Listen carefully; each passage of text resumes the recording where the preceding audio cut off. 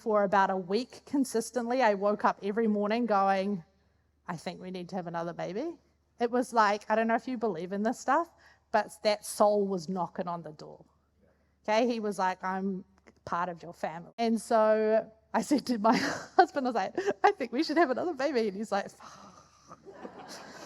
okay, because what are you going to say? So we did have another baby. But yes, I very much believe that he was meant to be.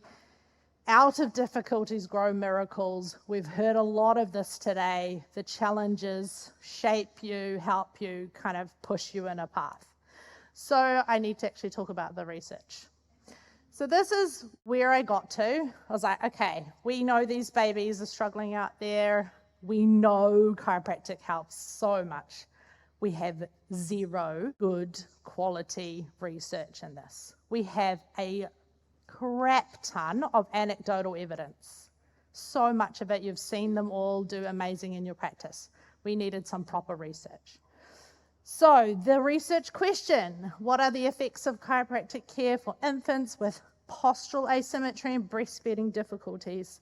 And the other aspect of it, how does it? What is the mechanism? How does chiropractic work in these babies? It's not HVLA.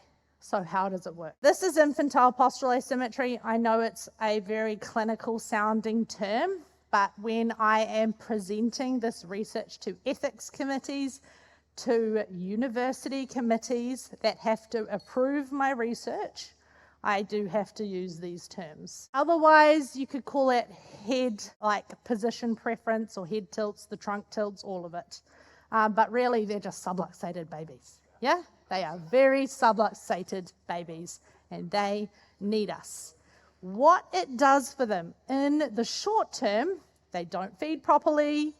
We're getting abnormal sensory input to that brain. Okay, if you can imagine that baby's head is like this all the time, what are they seeing? It's all this side. Okay, they're getting very little coming through here. Lots of evidence for developmental delay, particularly in the motor domain for these babies. The flat head spots, developmental hip dysplasia. They think that's idiopathic. We don't know why it happens, but we know why it happens. Yeah, they get developmental hip dysplasia. Long-term consequences.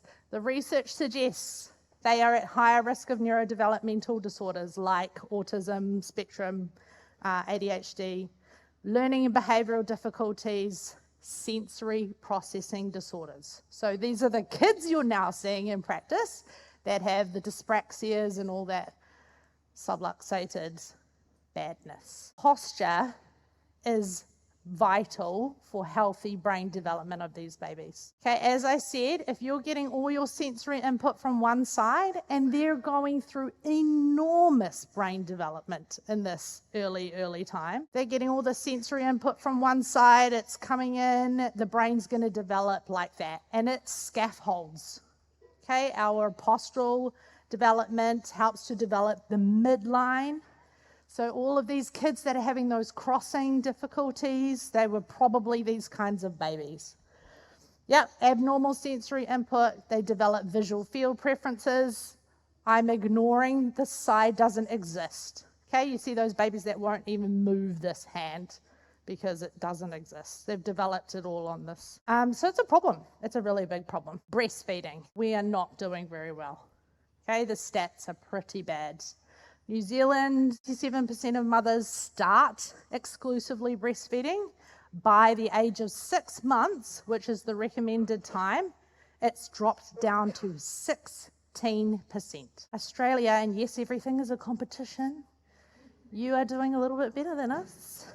37.5% are exclusively breastfeeding still at 6 months. Why is it so bad? Why? And what are we going to do about it?